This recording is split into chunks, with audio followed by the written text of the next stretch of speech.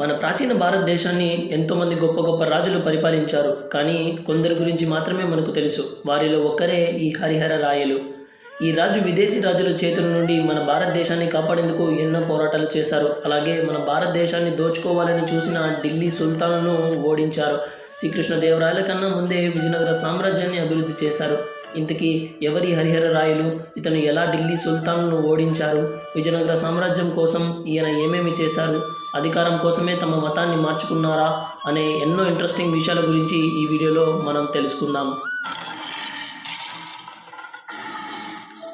11వ శతాబ్ద కాలంలో భారతదేశం మీదకు అనేక మంది విదేశీ రాజులు దండెత్తారు. వారిలో ముఖ్యమైన వారు మహమ్మదీయ సుల్తానులు. వీరు మన దేశ సంపదను కొల్లగొట్టడానికి మరియు తమ మతాన్ని వ్యాప్తి చేయడం కోసం ఎన్నో పోరాటాలు చేశారు. 13వ శతాబ్దం వచ్చేసరికి ఉత్తర భారతదేశం సుల్తానుల వశమైంది. ఇక వారి చూపు దక్షిణ భారతదేశంపై కూడా పడింది. అప్పటికి దక్షిణ భారతదేశాన్ని హిందూ రాజులు పరిపాలిస్తూ ఉండేవారు. ఈ రాజ్యాలన్నింటినీ ఢిల్లీలోని మహమ్మద్ తుగ్లక్ జయించడం మొదలుపెట్టాడు.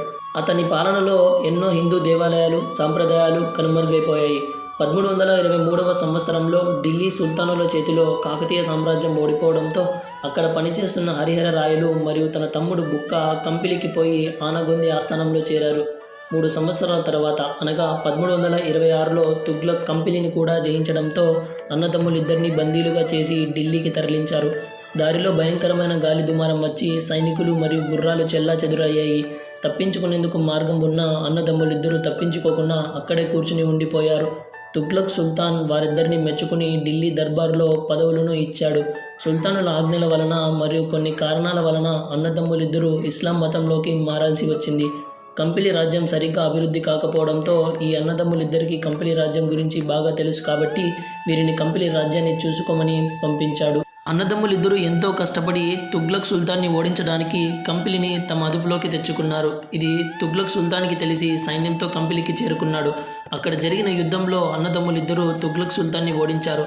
ఆ క్షణంలో కంపిలిలో విజయనగర సామ్రాజ్యాన్ని స్థాపించారు. 1330 ఆ కాలంలో విజయనగర సామ్రాజ్య పునాదిని వీరు నిర్మించారు. ఇక 1336లో శ్రీ విద్యారణ్య స్వామి సహాయంతో మరలా హిందూ మతాన్ని స్వీకరించారు. ఇక కొంతమంది గురువుల సలహా ప్రకారం ప్రపంచంలోనే సాటిలేని నగరంగా విజయనగరాన్ని తీర్చిదిద్దారు.